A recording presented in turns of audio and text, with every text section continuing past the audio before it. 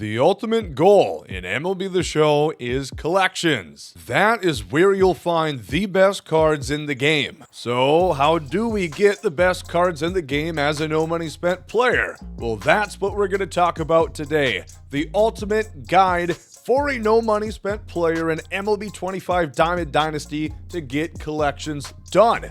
If you guys enjoy these videos, as always, leave a like down below. Subscribe to the channel. We are within 1,000 away from 100,000. That is incredible. Thank you guys all so very much.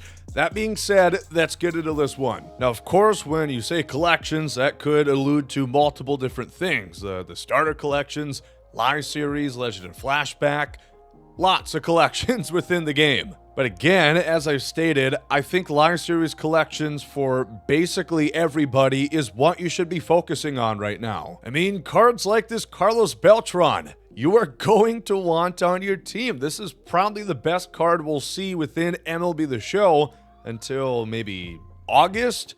And then Gil Hodges, also a very fantastic card, and another brand new legend, Roger Clemens. Yeah, you're going to want these cards. That's not to mention all the outstanding live series cards that are some of the best at the game at their given positions that are going to be mainstays for your team for months and months to come. So again, that's not to say this other stuff is not important. I would love to get that Anthony Santander, and I do intend on getting him eventually, but you've also got to consider he will drop in price as those cards, the new threads cards, the ones in packs, become more available.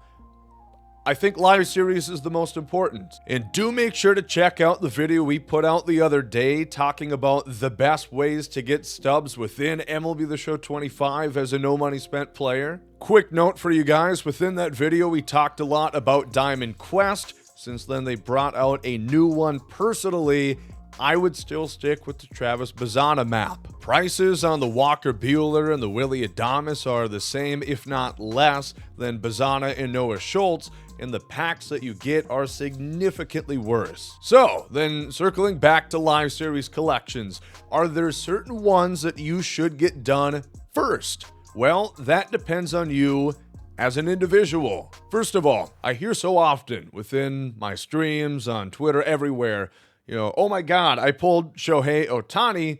What should I do?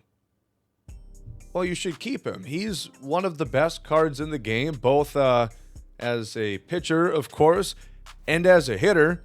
He's really good, and he goes for 410,000 stubs. If you sold him, you have to pay Uncle Ramon the 10% tax. So 10% of 411,000, that's 41,000 stubs that are just lost into the ether. You got to consider that. If these are 4,000 stub cards you're selling, not a huge deal. But 400,000 stub cards, that is a lot of tax that you are paying that you don't have to. If you pull a big card like Shohei Ohtani, like a Mike Trout, like a Juan Soto, any of those big 100,000 plus stub cards, I personally would just keep them. One, they're great. Two, why lose out on the tax? And then the second question you have to ask yourself is, what cards do you actually need? What would be an upgrade? When you look within your roster, who do you consider would be mainstays there for a long time? Me, this Manny Ramirez, especially once they fix his dreads, although I've still been mashing with him. Now got him parallel 5 with the double PXP days. He's probably going to be roaming left field for a long time, unfortunately. He's not great out of the outfield, but he damn makes up for it on the offensive end. Jose Ramirez, this is one of the best cards in the game. Damn right, he is going to be on my team for a very long time. So I probably don't need to rush out to get someone from collections that would play third base for me. And then once again, you look at a team like the Dodgers, they're very expensive. I've amounted a pretty sizable stub bank through playing Diamond Quest and selling my inventory. Again, a lot of cards go for a lot of stubs. If you are patient, if you take the time to sell out your junk, just like real life hoarders, you will make money. But the Dodgers, I mean, Shohei's 410,000. Mookie Betts, that's another 70,000. Freddie Freeman, that's another 10K. And then Glasnow, Snell, and Will Smith, they don't go for a lot, but they're a couple thousand stubs each. This is over 500,000 stubs. And realistically, Ohtani would for sure be on my team. Mookie Betts, I would get some run in, especially if he is up on inside edge at that given point. And then Fernando Mania, a very good starter. But in reality, that's 2.5 cards that I would use consistently for 500,000 stubs. Now, these are bound to go down at some point. I mean, Shohei Ohtani, very good. He's going to maintain value for long. He's not going to go down to 100,000 stubs anytime soon. But realistically, as we start to get up on the power creep, the overall scale, more cards are releasing around this overall and around that skill level. Obviously, Shohei brings a unique talent to the two-way ability, but these cards will start to fall in price. And it might be more valuable for me to wait on a big card in a big collection like the Dodgers, which cost $500,000, until these cards start to fall a little bit more. And that is why I'm going to do the Angels, because one, I really want Mike Trout. He's always a card that I gravitate towards whenever it comes to Diamond Dynasty. Mike Trout, since I started playing, he's the guy that you get. And realistically, with how the Angels roster is set up and how it's valued, if you get Mike Trout, you get Mike Napoli, who, for my money, is about the best catcher in the game right now. He is so damn good against lefties. He's very decent against righties. I can't throw out any base runners anyway, so the arm strength doesn't really matter. Mike Napoli and Mike Trout for about 170K? Yeah, I'll take that. And this should go without saying, collections are definitely a lot cheaper when you take the time to put in buy orders. Right here for Trout, that's about 9,000 stubs in savings compared to just hastily buying it outright. You also might want to think about the context within each collection, such as injuries. Are guys going to go up or down in overall? Interesting case for the New York Yankees right here. Aaron Judge hitting 3 home runs yesterday against the Brewers. He knocked in 8 runs, and his price rose a lot. He's up to 212,000. He was up over 220,000 yesterday. Well over 20K increase in price because people are wondering, will he get supercharged? And in general, at the beginning part of the season, somebody does well, everybody wants that card for one reason or another. So I might want to look other directions right now other than the AL East because Judge is risen in price. We'll see what happens if he gets supercharged or not. But once that time passes, he will go down a little bit in value. Injuries like Garrett Cole. Now remember, if a card is a common, a bronze, a silver, they will go to free agency if they are injured, such as the Brave Sean Murphy. He's starting the season on the IL, and he's going to be in the free agency pool, not part of the 40-man active roster, which is typically the reflection for collections. However, golds and diamonds do not get that same service because they like their money. Garrett Cole, he does not go for a lot, but even though he's out for the season, he will be in the Yankees collection all year. So don't think you're going to pull a fast one on SDS. Garrett Cole will be within the Yankees collection. But that definitely does impede on value, such as Acuna, again, injured. He is expected to come back mid to late May. Right now is the timetable we're looking at. And if you look at his value, it keeps tanking and tanking and tanking. Why? Because he's not playing.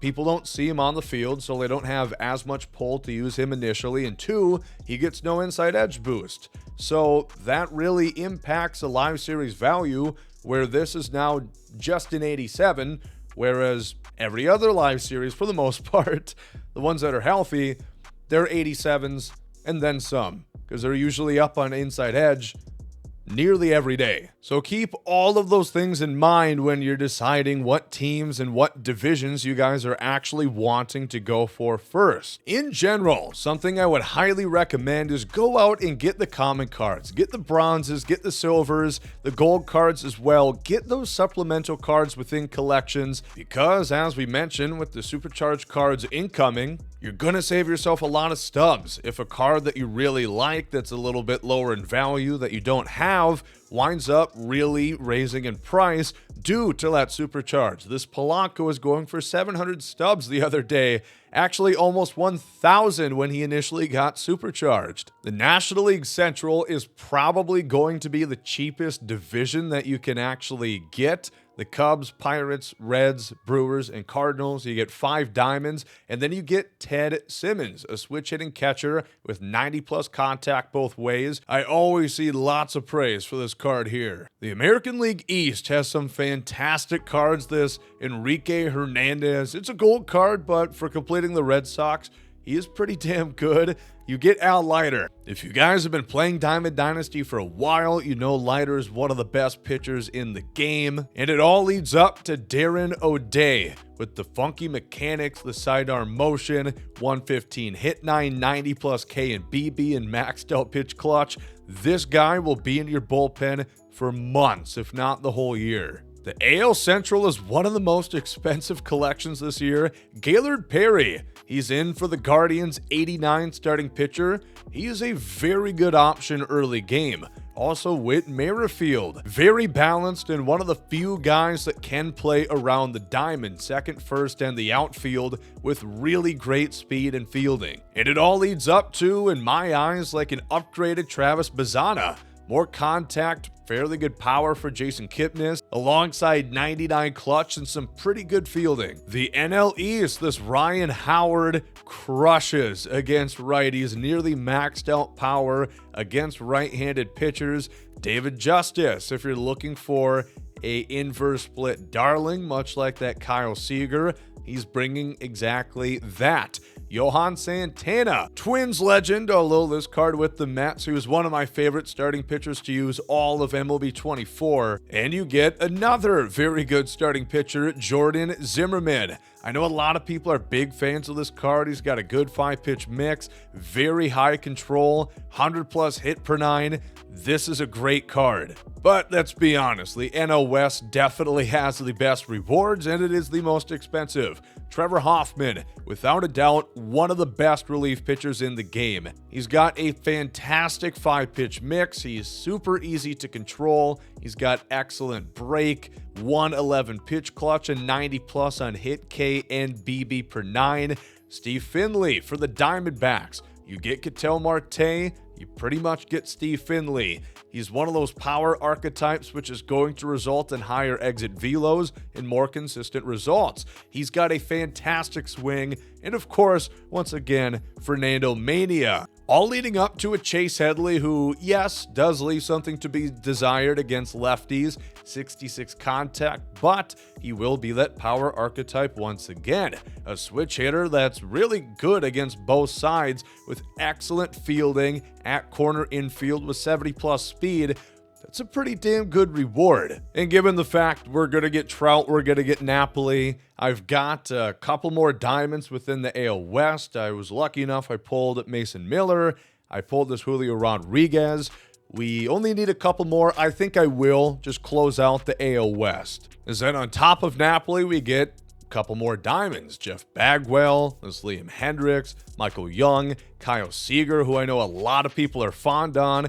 And we also get Don Baylor versus Southpaws, one of the best cards in the game. And of course, 1987 World Series champion with the Minnesota Twins. And there is, in my opinion, lots of value for platoon bats. I don't see enough people really utilize it, especially with how the game has become. Since the pitchers got taken out of hitting roles within real life and in Diamond Dynasty, the bench is just not as deep anymore. You don't go to it as much. And now that the secondary positions have been significantly decreased across the board, I find myself not often going to the bench because, well, I don't have somebody who can play a secondary. That's all the more reason to roster a guy like a Don Baylor who can specifically be out there to crush lefties. And who knows, maybe he holds his own against righties too, but I'm excited for this card. And then we also get Corey Seager here and Yordan Alvarez. And now comes the fun part. We get to close out the entire division. Here's the Houston Astros, which we're going to get that Jeff Bagwell. 99-98 contact against righties and lefties. I've got a lot of good 1Bs. We'll see where exactly his use is for me. I do wish events were a little bit stronger this year.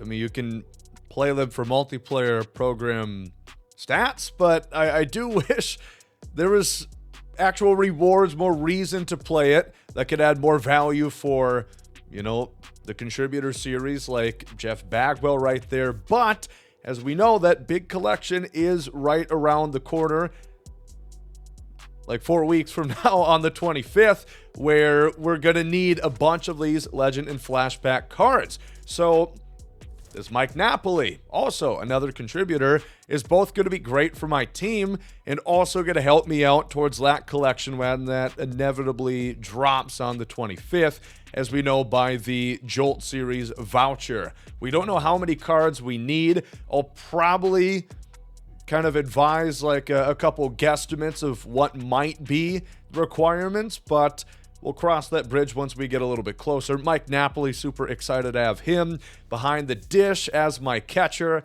We've got just the Athletics, no City. Think they could be kind enough to mention Sacramento, seeing as they're letting them play there in that ballpark for the next 3 years. But, oh well, there's Liam Hendricks. We're going to get him and 2 more. The Seattle Mariners, we've got this Kyle Seager, who's actually a pretty fun card. Inverse splits as a lefty, 94-86 against Southpaws. Pretty good. And then finally, the Texas Rangers. We're going to pick up this Michael Young, who I actually always think is one of the best bats in the game. I mean, he just can't field a lick, but a lot of cards can.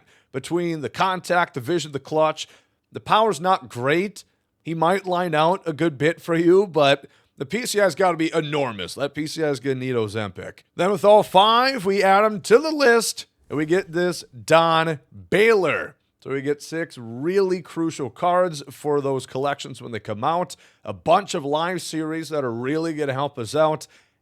And a lot of upgrades to the team. Obviously, we're still pretty far away. We've got a lot of the big boys to get, but we're starting to fill out the inventory. We're starting to get some of those guys that hopefully one day we can get it all done. And I do have 136,000 left. I'm not going to spend it quite yet. I could complete the Central if I wanted. Would really just need Kyle Tucker and Ellie De La Cruz.